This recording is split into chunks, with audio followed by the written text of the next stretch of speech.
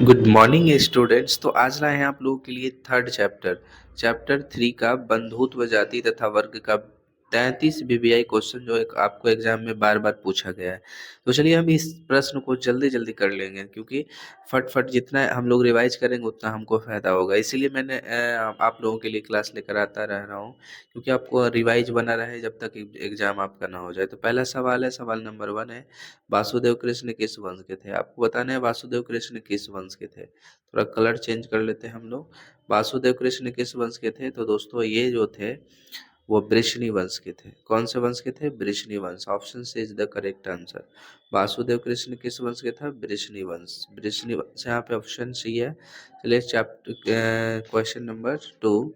Question number 2 important question है। 5 पांडवों में सबसे बड़ा कौन था? अर्जुन, भीम, युधिष्ठिर। तो युधिष्ठिर सबसे बड़ा था 5 पांडवों में। चलिए सेकंड क्वेश्चन करेंगे।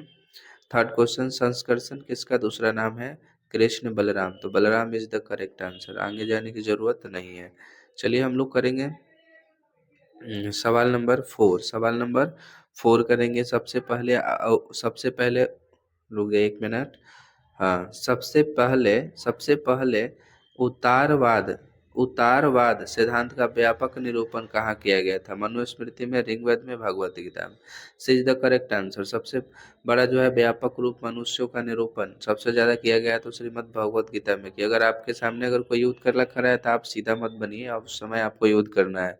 नेक्स्ट सवाल नंबर 4 है। सवाल नंबर 4 इम्पोर्टेंस है। 5 है। सवाल नंबर 5 है, देख लीजिए यहाँ पे, जो बार बार एग्जाम में पूछा गया है। महाभारत की रचना किस भाषा में? एकदम इम्पोर्टेंट और इजी क्वेश्चन है, इसको पढ़ने में क्या जरूरत है। महाभारत की रचना किस भाषा में हुई? संस्कृत में। Is the correct answer. उसके बाद हम लोग करेंगे 6 नंबर सवाल है। सवाल नंबर 6 है। सवाल नंबर 6 है, पुराणों की संख्या कितनी है? ये भी पढ़े हुए हैं हम लोग। 18 होता है पुराण। के गो होता है? पुराण 18 गो होता है। बहुत बार क्वेश्चन इससे पूछा जाता है, जो आप लोग रिवाइज करते रहिए तो फायदा होगा आप लोगों को। ठीक है। उसके बाद देखिए यहाँ पे, श्रीमद् भगवत गीता के महत्व पर किसने विचार विमर्श व्यक्त किया था? कौन कौन जो है विचार विमर्श किया था श्रीमद् भगवत गीता? तो मैंने पढ़ा है, या आप लोगों को भी मैंने पढ़ाया ऑफलाइन में। महात्मा महात्मा गांधी, विवेकानंद, बाल गंगाधर तिलक। तो इनमें से सभी, तो सब इज द करेक्ट आंसर। ये भी पढ़े थे, ये भी पढ़े थे, ये भी पढ़े थे। सवाल नंबर सवाल नंबर है 8 सवाल है। मनु स्मृति स्मृति में किसकी रचयिता? मनु स्मृति के रचयिता था Manu. C option is the correct answer. चलिए आगे काम करते हैं। इसी में जो है आपको 8 प्रकार के विवाहों का भी वर्णन दिया हुआ है। 8 प्रकार के विवाहों का वर्णन दिया हुआ है। चलिए हम लोग 8 नंबर सवाल करेंगे। मनु स्मृति में कितने प्रकार के विवाहों का उल्लेख है? देखिए अभी हम बता रहे थे, तो 8 प्रकार के विवाह है। कितने हैं? Option is the C. C is the correct answer. C is the correct answer. ये ऑप्शन सी। 8 विवाहों का वर्णन है। क्वेश्चन ये सब बार बार पूछा गया क्वेश्चन है, वही मैं कराने का आप लोगों को प्रयास कर रहा हूँ। महाभारत किसने लिखा? तो महाभारत को किसने लिखा था? जल्दी से कमेंट करके आप लोग बता सकते हैं 10 नंबर सवाल का आंसर। तो यहाँ पे ऑप्शन छुपा हुआ होगा थोड़ा सा। चलिए कोई दिक्कत नहीं, हम लिख देते हैं यहाँ पे। देखिए महाभारत की रचना वाल्मीकि नहीं किए थे, मन्नु नहीं किए थे, कौटिल्य नहीं किए थे। वाल्मीकि जो रामायण के किए थे, मन्नु जो मनु स्मृति के थे, तो कौटिल्य जो अर्थशास्त्र के किए। तो महाभारत के किए थे वेद व्यास। कौन किए थे? वेद व्यास। ठीक है, वेद व्यास। चलिए हम लोग करते हैं आगे। आगे है 11 क्वेश्चन।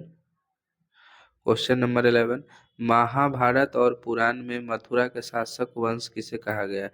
महाभारत और पुराण में मथुरा के शासक वंश को यदु कहा गया है। क्या कहा गया है? यदु। समझ आए? यदु जो हम लिखकर कॉपी में कराए हैं, वही टाइप का क्वेश्चन है। 11 नंबर का answer C is the correct answer. 12 करेंगे। 12 सवाल नंबर बहुत इंपॉर्टेंट, देख लीजिए यहाँ पे। 12 सवाल नंबर है, प्राचीन भारत के महाकाव्य क्या है? प्राचीन भारत के महाकाव्य को नाम बताना है, तो महाभारत है।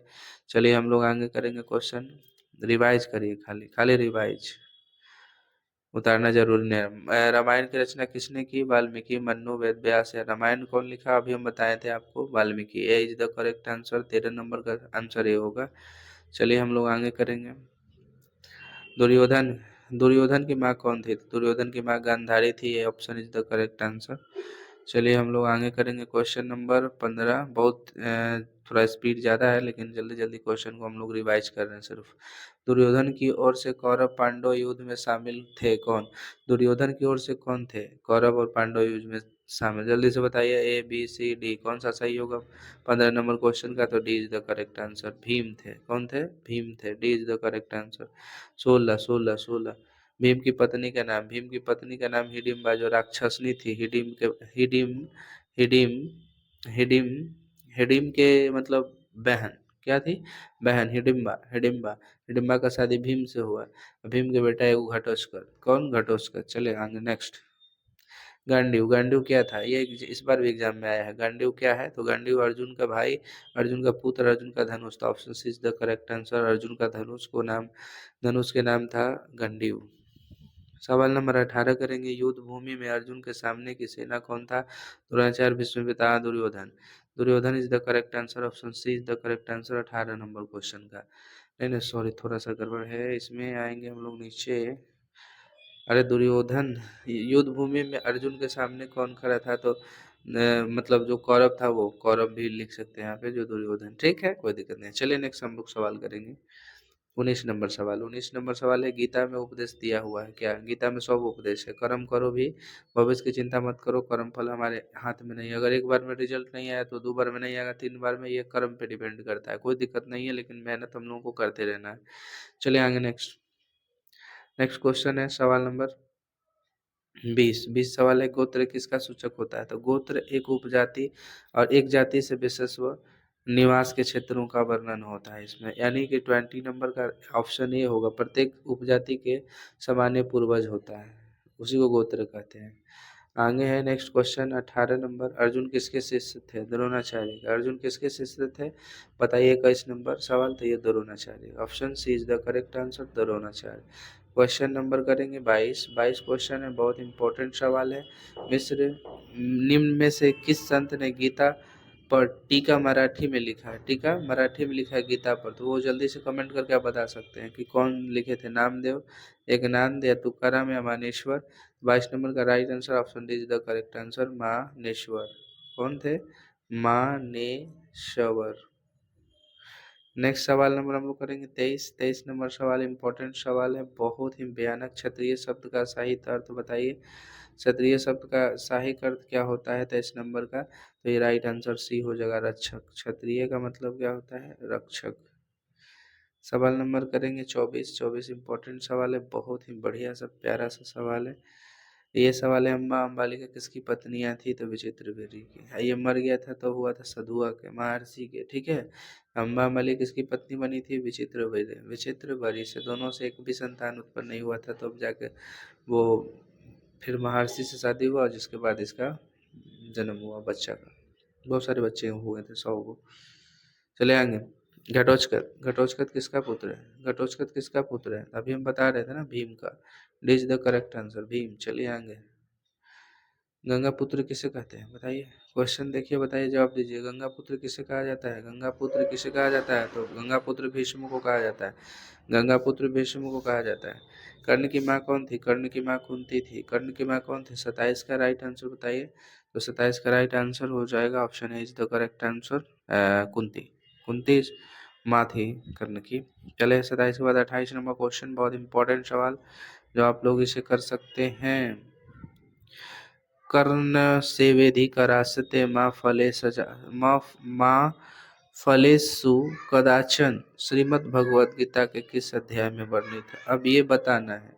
ये बहुत इंपॉर्टेंट सवाल है। मैं जब आप लोगों को करा रहा था ऑफलाइन, उसमें मैंने बताया था, option B is the correct answer, द्वितीय में, दूसरा अध्याय में, गीता के दूसरा अध्याय में वर्णित है। चलिए सवाल नंबर हम लोग करेंगे 29। मानव जीवन के संपूर्ण जीवन को कितने आश्रमों में बांटा गया है? मानव जीवन के संपूर्ण जीवन को कितने आश्रमों में बांटा गया है? जल्दी से बताइएगा।